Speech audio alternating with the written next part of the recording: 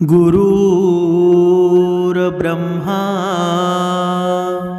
गुरुर्विष्णू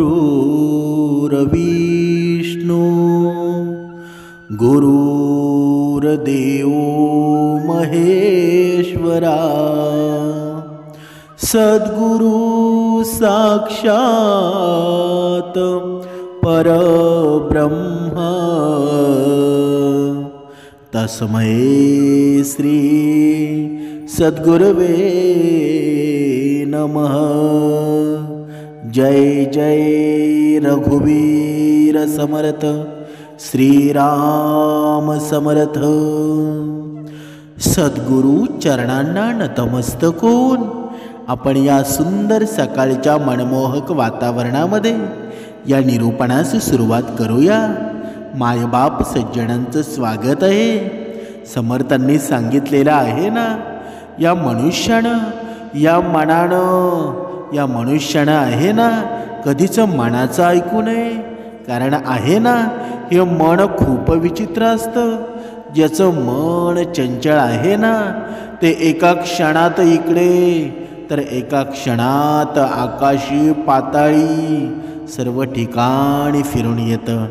मग आता तुम्हाला प्रश्न पडला असेल, मग नक्की ऐकावं कोणाचं?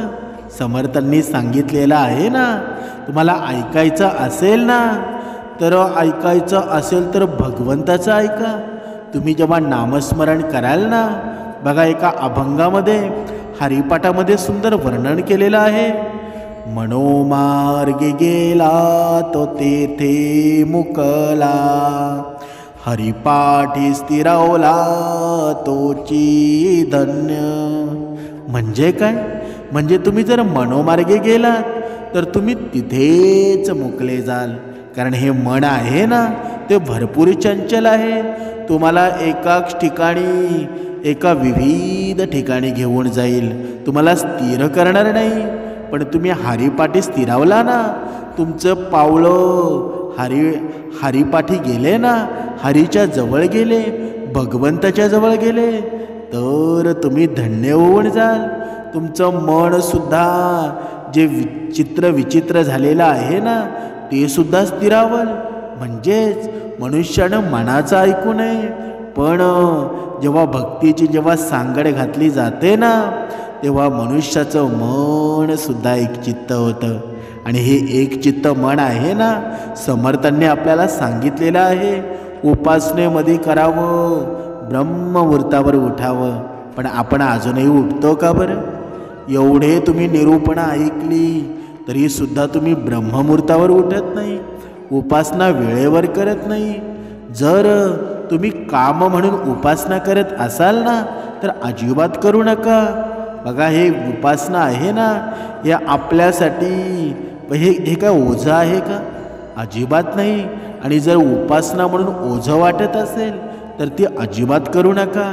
कारण कोणतीही गोष्ट आहे ना, जर आपल्या मनाविरुद्ध होत असेल ना, म्हणजे मनाविरुद्ध तुम्ही करत असाल, तर त्या गोष्टीमध्ये तुमचं मन चंचलच राहणार आहे, ते कधीच एकचित्त होणार नाही। म्हणूनच समर्थांनी सांगितलेलं आहे ना, आपल्याला भक्तीमध्ये गोडी लागेल कधी? जेव्हा आपल्याला भक्तीमध्ये गोडी लागून सुख निर्माण होईल ना, तेव्हा खरी भक्तीची गोडी आपल्याला समजेल। पण आपण मात्र त्या अगोदरच आपल्या मनामध्ये विविध प्रश्न निर्माण झालेले असतात की मला भक्ती करण्याच्या अगोदरच सुख दे देवा। पण असं कधी होतं का? अगोदर तू भक्ती कर, तुझं मन रमव, तेव्हा बघ तुझ्या जीवनामध्ये तू जी स्वप्न रंगवलेली आहेत ना, ती कशी व्यवस्थित पार होतील। पण मनुष्याचं हे मन आहे ना, हा मनुष्याचा हा गुंता आहे, तो गुंता मात्र कधीच सुटत नाही। वेळोवेळी दुःख येतं, सुख येतं, त्याची अधोगतीच होऊन जाते ना। पण समर्थांनी सांगितलेलं आहे की तुझ्या जीवनामध्ये एवढं सुख येईल ना, की तुझं आयुष्य संपोपर्यंत ते सुख आणि धनवान आहे ना, तू निरंतर होत राहणार। पण अगोदर तुझं मन आहे ना, एक स्थिर व्हायला हवं। पण हे होतं का कधी? कधीच होत नाही। ते जेव्हा होईल तेव्हा तू भक्ती मार्गामध्ये असशील, आणि हा भक्तिमार्ग समर्थांनी सांगितलेला आहे ना, एवढा सोपा भक्तिमार्ग आहे. तुम्हाला लिहिता वाचता येत नसेल ना तरीसुद्धा चालेल, पण रोज उपासना करायला हवी, रोज श्रवण करायला हवं. कारण आपण गरुड पुराणामध्ये सुद्धा ऐकलेलं असेल, जो या पृथ्वी तलावर जीव जन्माला येतो ना त्याचा प्रत्येक जीवाचा पुनर्जन्म होत असतो. म्हणजेच मनुष्य जसे कर्म करतो तसे त्याला योग्य योनीमध्ये जन्मसुद्धा मिळतो. म्हणजे मृत्यू हा असा सत्य आहे ना ज्याला कोणीही टाळू शकत नाही. पण आपल्याला हे समजत नाही की मरणानंतर आपला पुढचा जन्म कोणत्या योनीमध्ये होईल.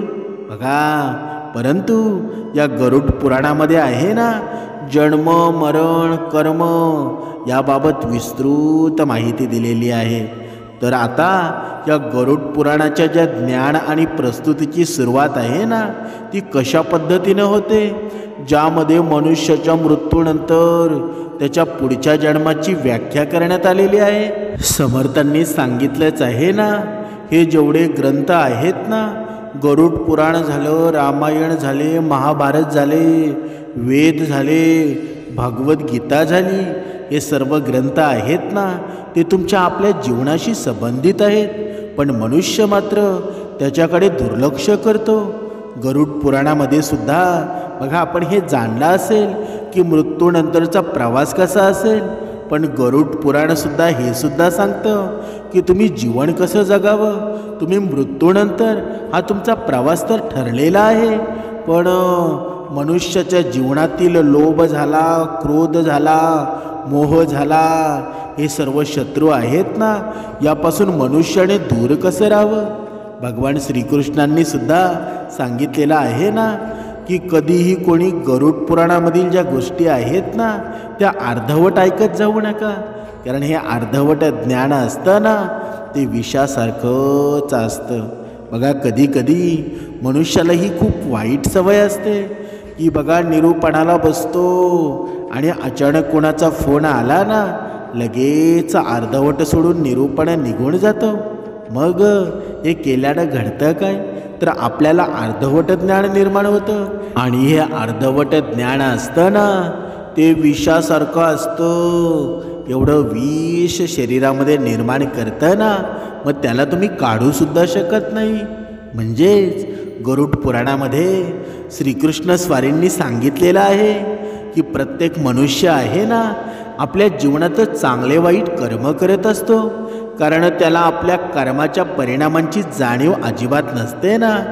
जे लोक असतात ना चांगले कर्म करतात त्यांना मोक्ष प्राप्त होतो, तर जे लोक वाईट कर्म करतात त्यांना कीटक, किडा मकोडा किंवा निम्न योनीत जन्म घ्यावा लागतो. म्हणजे आता आपण गरुड पुराण आणि स्कंद पुराणानुसार मनुष्य आपल्या कर्माचं फळ कसं भोगतो ना ते आपण जाणून घेणार आहोत. एकदा भगवान श्रीकृष्णांनी स्वतः नारदांना सांगितलेली ही गोष्ट आहे. एकेकाळी द्वारका नगरीमध्ये भगवान श्रीकृष्ण त्यांच्या दिव्य आसनावर बसलेले होते. तेव्हा देवर्षी नारद मुनी नारायण नारायण असं म्हणत त्यांच्या जवळ आले आणि त्यांनी भगवान श्रीकृष्णांना नमस्कार केला आणि म्हणाले, हे प्रभू, आपण त्रिकाळदर्शी आहात, आपण सर्व काही जाणता. जो जीव मनुष्य जन्म घेतो ना तो आपल्या पूर्वजन्मातील कर्मानुसार प्रत्येक फळ भोगत असतो. हे प्रभू, मला हे जाणून घ्यायचं आहे की पाप करणाऱ्या मनुष्याच्या मृत्यूनंतर जेव्हा त्याची आत्मा शरीरातून निघते ना तेव्हा त्या आत्म्याचं पुढं काय होतं, तिला कधी मुक्ती मिळते की तो जन्मोजन्मी दुःखच भोगत राहतो. भगवान श्रीकृष्ण नारदांचं बोलणं ऐकून हसले आणि म्हणाले, हे नारद मुनी, हा प्रश्न फार सुंदर आहे आणि महत्त्वाचा सुद्धा तेवढाच आहे. जो मानवाच्या जीवन कर्म त्याच्या फळावर आधारित आहे ना, मी तुला अशी कथा सांगतो जी फक्त तुझ्या या प्रश्नाचं उत्तर देणार नाही तर प्रत्येक मनुष्यासाठी ही चेतावणी ठरेल, ही प्रेरणा ठरेल. तू ही कथा आहे ना तू लक्षपूर्वक ऐक. श्रीकृष्ण म्हणाले, हे नारद, ही कथा गरुड पुराणाची आहे. म्हणून प्रत्येक माऊलीनं, प्रत्येक मायबाप श्रोत्यानं लक्ष देऊन ऐका, मन देऊन ऐका. कारण या जगातील सर्व पाप क्रोध आहेत ना, हे जे निरूपण श्रवण करेल ना, त्याला मोहापासून मुक्ती मिळेल. यानंतर भगवान श्रीकृष्णांनी नारदांना ती कथा सांगितली. श्रीकृष्ण म्हणाले, हे नारद, प्राचीन काळी एक गावामध्ये एक व्यक्ती राहत होता, ज्याचं नाव होतं सदानंद. तो खूप श्रीमंतसुद्धा होता, परंतु तितकाच निर्दयीसुद्धा होता, स्वार्थी होता, अधार्मिक होता. त्याचं जीवन आहे ना फक्त भोग विलासामध्ये, इतरांना नीचपणा दाखवण्यामध्ये गेलं. सदानंद होता ना, त्याचे आईवडील वृद्ध झालेले होते आणि त्यांनी आपलं संपूर्ण जीवनभर आहे ना कष्ट करून त्याला सुखसोयी दिल्या होत्या. परंतु सदानंदने आपल्या आईवडिलांना त्यांच्या जीवनातून बेदखल केलं. त्यांनी आपल्या आईवडिलांना घराच्या एका कोपऱ्यामध्ये प्राण्यासारखं ठेवलं होतं. तो त्यांना व्यवस्थित जेवणसुद्धा देत नव्हता, ना त्यांची काळजी घेत होता. एके दिवशी त्याच्या आईनं रडत रडत म्हणाले, बेटा, आम्ही तुला वाढवण्यासाठी आमच्या जीवनातील प्रत्येक सुखाचा त्याग केलेला आहे. काय आज आमचं हेच स्थान आहे का? त्या सदानंदनं कठोर स्वरामध्ये उत्तर दिलं, तुम्ही दोघा आता माझ्या कुठल्याही कामाचे नाही. मी तुमच्यासाठी आता अधिक कष्ट सहन करू शकत नाही. सदानंदचा स्वभाव होता ना केवळ आपल्या आईवडिलांप्रतीच नव्हे तर इतरांप्रतीसुद्धा निर्दयी होता.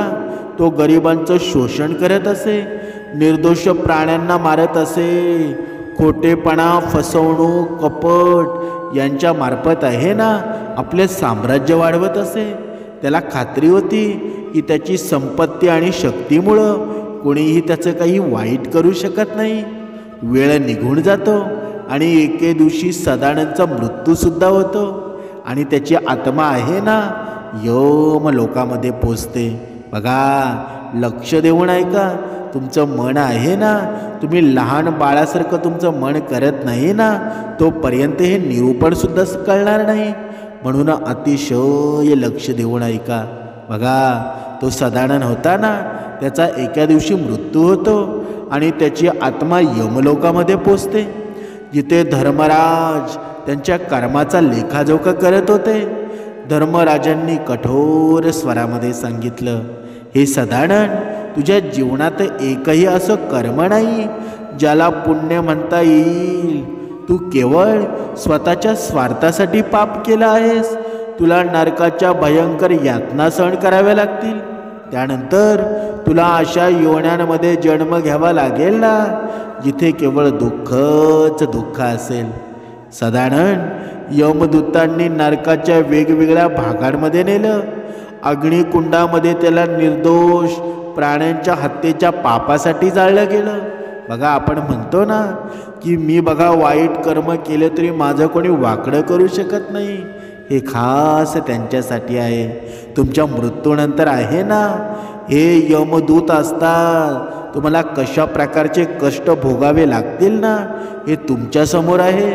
त्यानंतर त्याला शिलायातना दिल्या, जिथे त्यानं आईवडिलांचा अपमान केल्यामुळं लोखंडी शिळेनं त्याला ठेचलं गेलं. त्याला अंधाराची शिक्षा दिली गेली, जिथे त्यानं गरिबीचं शोषण केल्यामुळे त्याला गडद अंधकारामध्ये टाकण्यात आलं. तिथे त्याला भीती आणि यातना सहन कराव्या लागल्या ना. यानंतर त्याला भूक पाण्याची शिक्षा मिळाली, जिथे तो तहानेने तडफडत होता, पण फक्त त्याला विष पिण्यासाठी मिळत होतं. यानंतर पुनर्जन्माचा चक्र आला. बघा, इथे समर्थांनी सांगितलेलं आहे, जर आपण भुकेलेल्याला जर अन्न दिलं नाही, तहानलेल्या जर पाणी दिलं नाही ना, तर आपल्या मृत्यूनंतर एक प्रवास असा असतो ना, आपल्याला पाणी दिसत नाही, अन्न दिसत नाही, आपल्या समोर दिसतो फक्त विष असतो आणि तो विष आपल्याला प्यावा लागतो. म्हणून जोपर्यंत तुमच्या शरीरामध्ये प्राण आहे तुमच्याकडे संपत्ती आहे ना, दुसऱ्याचा आशीर्वाद घ्यायला विसरू नका. समर्थांनी सांगितलंच आहे ना, जर तुम्ही दुसऱ्याला जर मदत केली ना, तर 4 हातांनी तुम्हाला परमेश्वर मदत करत असतो. बघा, मग आता आपण पुढे पाहूया. त्यानंतर हे सर्व काही होतं आणि त्यानंतर त्या सदानंदला पुनर्जन्माचा चक्र येतो, जिथे नरकाच्या यातना सहन केल्यानंतर धर्मराजांनी घोषणा केली, आता तुला तुझ्या कर्मानुसार पशु योनीमध्ये जन्म घ्यावा लागेल. सदानंद बघा, सदानंदचा जन्म असतो ना, तो गिधाडाच्या रूपामध्ये झाला. त्याला सडलेलं कुजलेलं मांस खावं लागलं. तो नेहमी असुरक्षित आणि तृष्णेने भरलेला असायचा ना, पण त्याचा कष्ट कितच संपला नाही. त्यानं पुढे काय केलं, अनेक जन्म कीटक, साप, इतर प्राणी आहेत ना, या योन्यांमध्ये जन्म घ्यावा लागला. अनेक योन्यांमध्ये भटकंती केल्यानंतर सदानंदच्या आत्म्यानं प्रायश्चित्त करण्याचा निर्णय घेतला. पुढील जन्मामध्ये त्याला जन्म आहे ना, एका गरीब शेतकऱ्याच्या घरी झाला. त्यानं आपले जीवन आहे ना, धर्म आणि परोपकाराच्या मार्गावर समर्पित केलं. तो आपल्या आईवडिलांची सेवा करत असे, इतरांना मदत करत असे, भगवंताचं ध्यान करत होता. यानंतर एके दिवशी भगवान श्रीकृष्ण त्यांच्या स्वप्नामध्ये येऊन म्हणाले, तू आता खऱ्या मनाने प्रायचित्त केलं आहेस ना, तुझ्या पुण्यकर्माची तुझी पाप धुवून टाकली आहेत. आता तुला मानव जन्मात मुक्तीची एक संधी मिळेल. सेवा, सत्य आणि धर्म यांचं पालन करत राहा. बघा, मग ही कथा संपून श्रीकृष्णांनी नारदांना सांगितलं, हे नारद, हे जग कर्माचा आरसा आहे.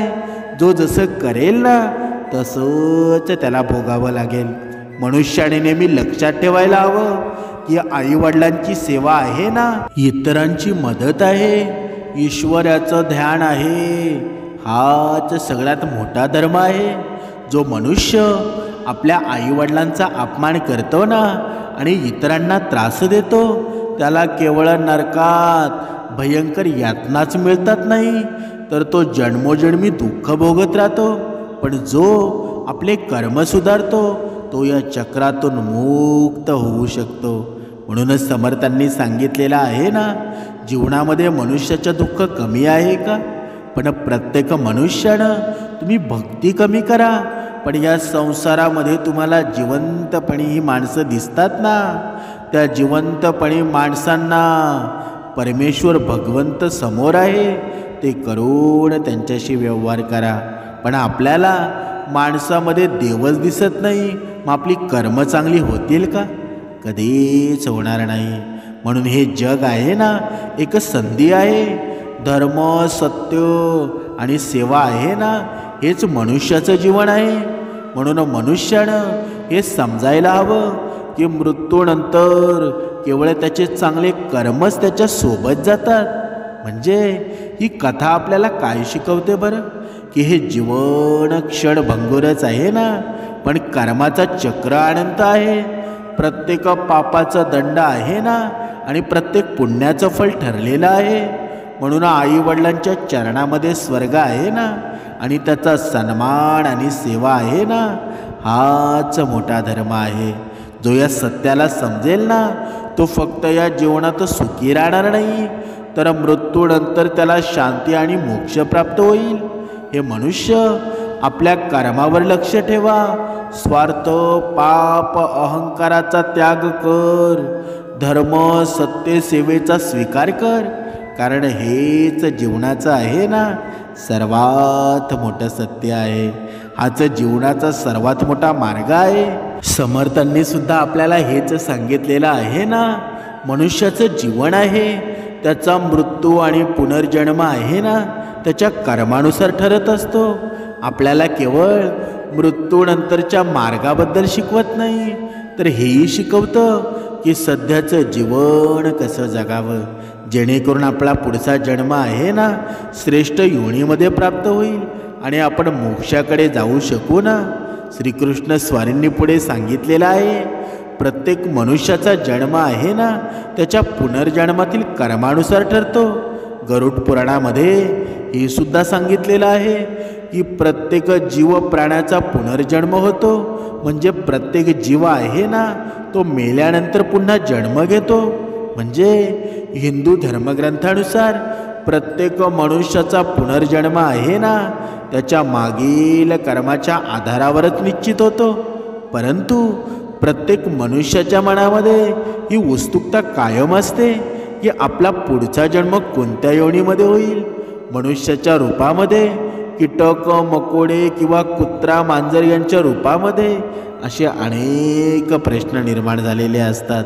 आणि हा संभ्रम आहे ना, नेहमी मनामध्ये निर्माण होतो की आपण कसे कोणते कर्म करू ज्यामुळं आपला पुढचा जन्म पुन्हा मनुष्याच्या रूपामध्ये होईल.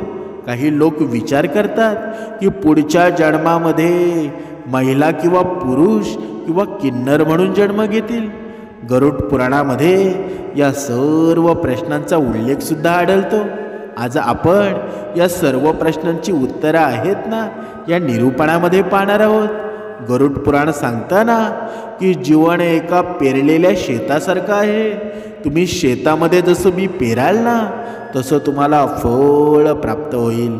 त्याचं प्रमाण मनुष्य जसे कर्म करतो त्यानुसार त्याला त्याच्या कर्माचं फळ मिळत असतं. जर एखाद्या व्यक्तीनं आपल्या जीवनामध्ये सत्य, प्रेम आणि सेवेचं बीज पेरला असेल ना, तर त्याचा पुढील जन्म उच्च योनीमध्ये होईल. असा जन्म जिथे त्याला सुख, समृद्धी, शांती आणि आध्यात्मिक शक्तीसुद्धा प्राप्त होईल. परंतु जर एखाद्या व्यक्तीनं आपल्या जीवनामध्ये मत्सर, हिंसा, लोभ यांचं बी पेरलं असेल तर त्याला त्याच्या कर्माचं फळ भोगावं लागेल. हेच कर्म आहे ना, मनुष्याच्या पुढच्या जन्माला अंधकर्मय बनवतं. तो कीटक, मकोडे, कुत्रा किंवा मांजर यासारख्या निम्मयोनीमध्ये जन्म घेतो. इतकेच नव्हे तर त्याचे कर्म त्याला नरकात घेऊन जातात, जिथे आत्म्याला विविध प्रकारच्या यातना सहन कराव्या लागतात. म्हणून गरुड पुराण हे सुद्धा सांगतंय ना की मृत्यूसमयी मनुष्याचा अंतिम विचार आहे ना आणि भावना आहे त्याच्या पुढच्या जन्माला निर्धारित करतात. जर मृत्यूसमयी मन शांत असेल आणि ईश्वराप्रती समर्पित असेल तर आत्मा उच्च लोकांमध्ये जातो. परंतु जर मृत्यूसमयी मन अस्थिर असेल आणि सांसारिक इच्छामध्ये गुंतलेला असेल ना, तर आत्म्याला पुनर्जन्माच्या चक्रामध्ये परत जावं लागतं. म्हणजेच हा गरुड पुराण आपल्याला हे सुद्धा शिकवतं की आत्म्याला पुनर्जन्म आत्म्याला शुद्ध करण्याच्या उद्देशानं होतो. आत्मा वारंवार जन्म घेतो ना, जेणेकरून तो आपल्या कर्माचं फळ भोगू शकेल आणि ईश्वराकडं लगेच जाऊ शकेल. हिंदू धर्मग्रंथामध्ये असा सुद्धा उल्लेख आहे, जो मनुष्य जन्म घेतो ना त्याला मृत्यूसुद्धा निश्चित असतो. जर मनुष्यानं आपल्या जीवनात चांगले कर्म केले असतील ना, तर तो उच्च योनीमध्ये जन्म घेईल. आणि जर त्याने पाप केले असेल तर त्याला निम्मयोनी किंवा दुःखद जीवनाला सामोरे जावं लागतं. हे सर्व आहे ना, ते कर्माच्या आधारावर घडतं. म्हणून मनुष्य जे काही चांगले किंवा वाईट कर्म करतो हे एक अदृश्य ऊर्जेच्या स्वरूपामध्ये त्याच्याबरोबरच राहतं. म्हणून मृत्यूनंतर आत्मा आपल्या कर्माच्या आधारावर पुढील योनी किंवा जीवन निवडतो ना. म्हणून गरुड पुराण या हिंदू धर्माचं एक पवित्र ग्रंथ आहे, ज्यामध्ये मृत्यू, पुनर्जन्म, कर्मफळाचं विस्तृत वर्णनसुद्धा आलेलं आहे. हे ग्रंथ आहे ना, मृत्यूनंतर आत्म्याचा प्रवास, पाप, पुण्य तसेच पुनर्जन्म याबद्दल शिकवतं. मनुष्य त्याच्या चांगल्या किंवा वाईट कर्मानुसार विविध योन्यांमध्ये जन्म घेतो. मृत्यूनंतर आत्मा यमलोकामध्ये जातं, जिथे त्याच्या कर्माचा लेखाजोखा केला जातो. कर्माच्या आधारावर आत्म्याला स्वर्ग, नरक किंवा पुनर्जन्माचा मार्ग दाखवला जातो. जर आत्म्यानं जास्त पाप केले असतील ना, तर त्याला नरकातील यातना सहन कराव्या लागतात आणि नंतर निम्म योन्यांमध्ये जन्म घ्यावा लागतो. जर आत्म्यानं पुण्यकर्म केले असतील तर तो स्वर्गात सुख भोगतो आणि पुन्हा मानव योनीमध्ये जन्म घेतो. आता आपण या गरुड पुराणानुसार त्या 5 पापांबद्दल जाणून घेणार आहोत, जे मनुष्याने कधीच करू नये. जर कोणी हे पाप करतो ना, तर त्याचा पुढचा जन्म निम्मयोनीमध्ये होतो. म्हणजे आता तुम्हाला प्रश्न पडला असेल, ही निम्मयोनी म्हणजे तरी काय? निम्मयोनी म्हणजे जसे की कीटक, मकोडे किंवा मांजर यांच्या रूपामध्ये जे जन्म घेतो ना, त्याला या निम्मयोनी म्हणतात. म्हणजे पहिले आईवडिलांचा अपमान आणि अनादर, जो व्यक्ती आपल्या आईवडिलांचा अपमान करतो ना, त्यांची सेवा करत नाही किंवा त्यांना कष्ट देतो, त्याला पुढच्या जन्मामध्ये अत्यंत निम्न योनीमध्ये जन्म घ्यावा लागतो. जसे की साप, विंचू किंवा इतर भयावह प्राणी. गरुड पुराणामध्ये असं सांगितलेलं आहे की आईवडिलांच्या चरणामध्ये स्वर्गच आहे ना, आणि त्यांची सेवा हेच सर्वात मोठं पुण्य आहे. आता दुसरं पाहूया, अहंकार आणि अभिमान. जर कोणी अहंकाराने इतरांना कमी लेखतो, त्याचा अपमान करतो आणि स्वतःला मोठे मानतो ना, तर त्याचा पुढचा जन्म आहे ना अशा योनीमध्ये होतो, जिथे त्याला अपमानित जगावं लागतं. जसा की कुत्रा असेल, गाढव असेल. गरुड पुराणामध्ये हे सुद्धा सांगितलेलं आहे, हा अहंकार आहे ना, मनुष्याचा सर्वात मोठा शत्रू आहे आणि असा व्यक्ती मोक्ष कधीच प्राप्त करू शकत नाही. बघा, आपण पाहिलं असेल, समर्थांनी सुद्धा आपल्याला मनाच्या श्लोकांमध्ये, आपल्याला दासबोधांमध्ये सर्व काही विस्तृत वर्णन केलेलं आहे. हा अहंकार आहे ना, एवढा मोठा शत्रू आहे.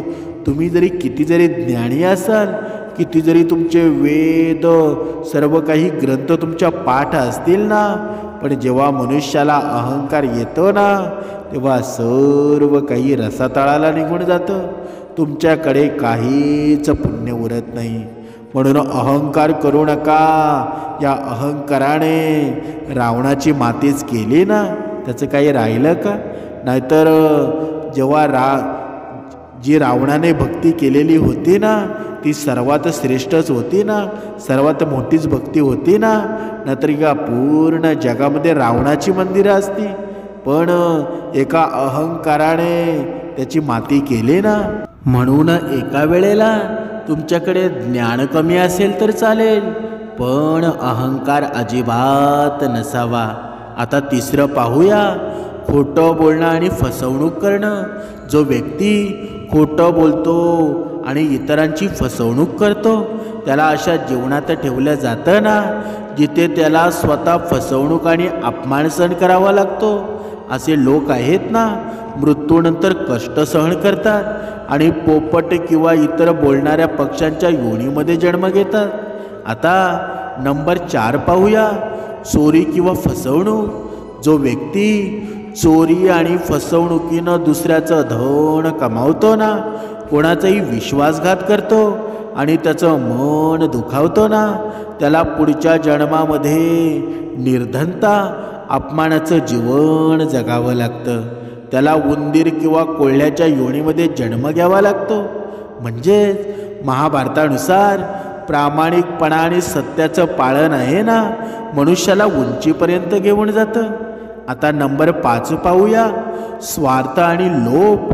जो व्यक्ती लोभ आणि स्वार्थ करतो, त्याला पुढच्या जन्मामध्ये असं जीवन जगावं लागतं ना, जिथे त्याला आपल्या इच्छेंच्या पूर्ततेसाठी खूप कष्टसुद्धा करावे लागतात. पुढच्या जन्मामध्ये अशी व्यक्ती या योनीमध्ये जन्म घेतो ना, जिथे तो नेहमी भुकेलेला असतो, तहानलेला असतो, असमाधानी राहतो. जसे की डुकराच्या किंवा कावळ्याच्या योनीमध्ये. गीतेमध्ये सुद्धा सांगितलेलं आहे ना, लोभ व्यक्तीच्या जीवनाचा आहे ना आणि मनाचा विनाश करतो. मनुष्याचे कर्म आहेत ना, त्याच्या पुढच्या जीवनाचे निर्धारण करतात. म्हणून गरुड पुराण, स्कंद पुराण, गीता, मनाचे श्लोक, दासबोध यासारख्या धर्मग्रंथांमध्ये सांगितलेलं आहे की चांगले कर्म मनुष्याला मोक्षाच्या दिशेने नेते, तर वाईट कर्म आहेत ना, त्याला निम्म योनीमध्ये जन्म घेण्यास भाग पाडतात. म्हणूनच आपल्याला नेहमी धर्म, सत्य, परोपकाराचं पालन करायला हवं आणि आपलं जीवन आहे ना ते सन्मार्गाकडे घेऊन जावं. समर्थांनी आपल्याला हेच सांगितलेलं आहे ना की मृत्यूनंतरचं जीवन आहे ना आपल्याला आपल्या कर्माचं फळ देतं. हे ग्रंथ आपल्याला समजायला प्रेरणा देतात की आपल्या जीवनामध्ये धर्म, सत्य आणि परोपकाराचं पालन करणं आहे ना हाच सर्वात मोठा कर्तव्य आहे. म्हणून आत्म्याच्या मुक्तीसाठी आणि पुढच्या जन्मात उच्च योनी प्राप्त करण्यासाठी मनुष्यानं आपल्या कर्माचा विचार करावा. आणि जो मनुष्य हा कर्माचा विचार करतो ना तो सत्याच्या मार्गावर चालतो. त्याच्या जीवनामध्ये आहे ना भगवंत सदैव साथ देतो. त्याच्या जीवनामध्ये दुःख कमी होतं पण सुखाची लहर एवढी येऊन जाते ना. तुम्ही पाहाल तिथे आपण कधी कधी म्हणत असतो की हा मनुष्य आहे ना याने दुःखच पाहिलेलं नाही, त्याचं जीवन किती सुखी आहे बरं. कारण त्याने मागच्या जन्मामध्ये आहे ना भगवंताची सेवा केलेली आहे, भगवंताची पूजापाठ केलेली आहे आणि अजूनही आपल्या जीवनामध्ये जर पुढच्या जीवनामध्ये असं घडावंसं वाटत असेल ना तर हा जीवन आपल्याला दिलेला आहे. आणि हा दिलेला जीवन आहे ना त्या संधीचं सोनं करणं ते प्रत्येक मायबापानं लक्षात ठेवावं. तुमच्या जीवनामध्ये आहे ना भगवंत नक्कीच दर्शन देईल. जय जय रघुवीर समर्थ.